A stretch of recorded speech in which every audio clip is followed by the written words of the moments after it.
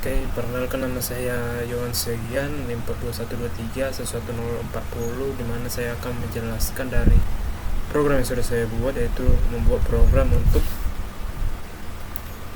klasifikasi karakter tulisan tangan pada dataset MNIST.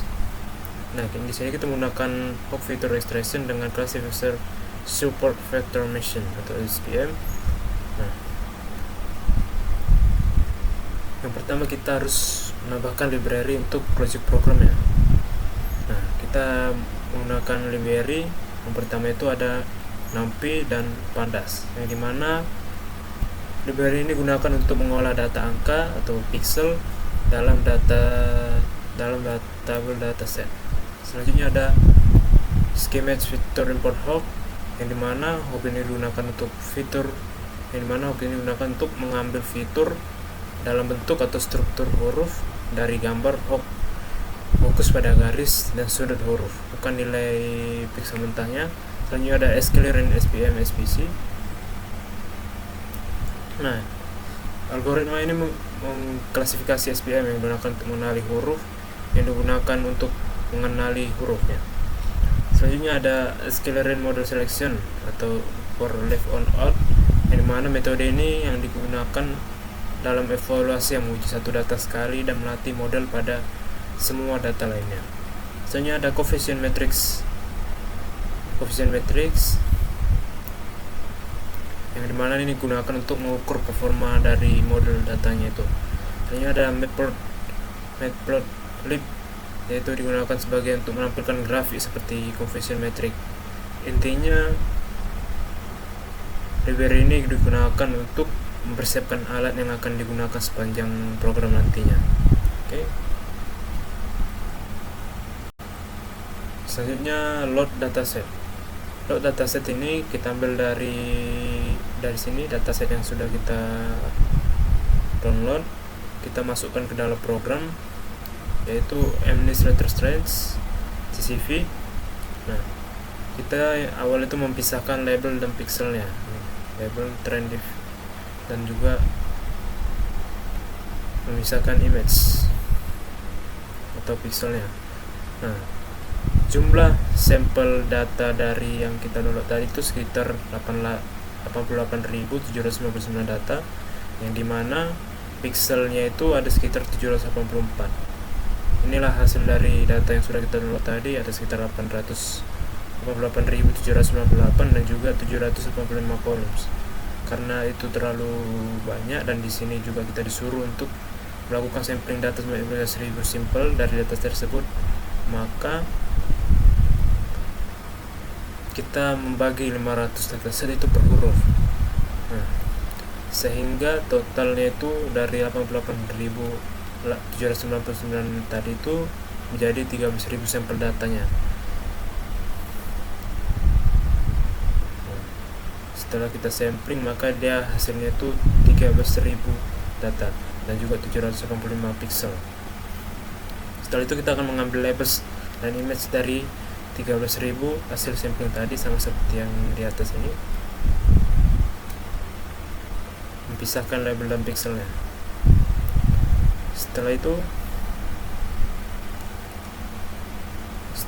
Inilah hasilnya itu. Setelah itu ada Hawk Feature Extraction. Nah, dalam fitur Hawk ini, dia ini fitur yang menjadi mewakili bentuk dalam huruf, yang dimana orientation 9 itu menghitung arah gradien dalam 9 arah berbeda. Nah, selanjutnya itu ada pixel per cell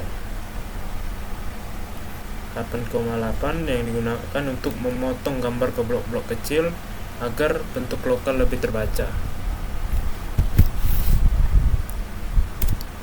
Selanjutnya itu ada cell per blocks, yaitu 2,2, yang digunakan untuk menormalisasi antar program blok, yang dimana agar perubahannya itu tidak berpengaruh. Selanjutnya itu ada blok nom L2 HYS, yang digunakan sebagai menstabilkan nilai fitur, yang dimana setiap gambar itu 28 kali 28, jadi vektor fitur sepanjangnya itu ada 144 nilai. Jadi ini lebih ringkas dan jauh lebih inovatif daripada 784 pixel tadi. Nah, yang ini dia jadi 3144, yang dimana awalnya itu dia 31784. Nah, setelah itu kita rescale hop fiturnya.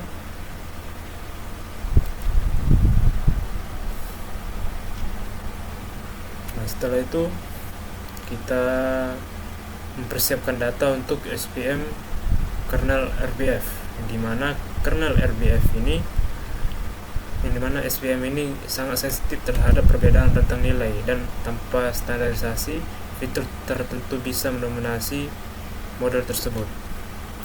Nah, untuk SPM classifier ini, dia itu ada kernel RBF. Kernel RBF ini membuat batas keputusan non-linear cocok untuk dalam bentuk huruf, dan juga C sama dengan 1.0, yang dimana ini digunakan sebagai mengontrol beberapa keras model dalam menghukum kesalahannya. Selanjutnya itu ada gamma atau scale, yang dimana ini mempengaruhi, dan dimana dia tuh sebagai mengatur mempengaruhinya masing-masing fitur otomatis.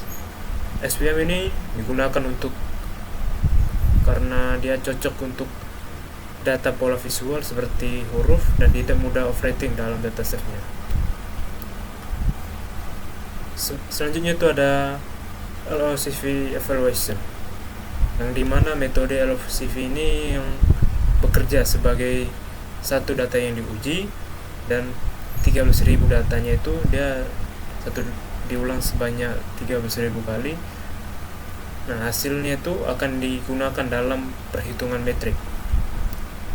Nah, karena dia mempunyai 13.000 data itu dan memakan waktu yang cukup banyak, jadinya kita membuat batch, yang dimana batch ini kita mempunyai C100, yang jika kita ada membuat batch, maka kita ada membuat resume checkpoint. Nah, resume checkpoint inilah yang digunakan sebagai pengelanjutan dari program, dari sampling dari data yang diproses ini. Jadi dia tidak mengulang lagi dari awal, tapi melanjutkan dari hasil sebelumnya.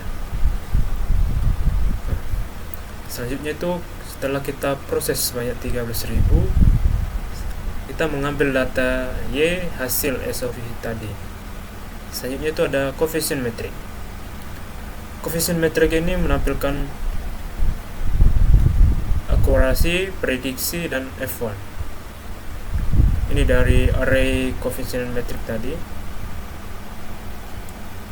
Nah, coefficient metric ini melihat huruf mana yang sering keliru dalam diprediksi.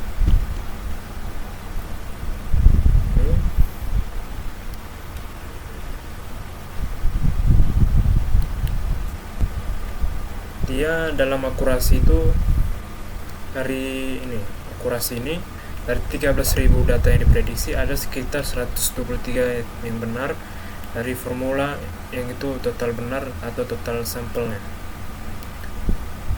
Itu precision juga, itu mengukur ketepatan prediksi per kelas. Rata-rata precision itu ada 26 huruf, jadi dia mendapatkan 86,5%. Dan F1 score, yaitu balance antara precision dan recall, dimana ketiganya itu metrik konsisten 86%, rata-rata 86% model balance-nya. Oke, mungkin sekitar itu saja yang bisa saya jelaskan. Terima kasih.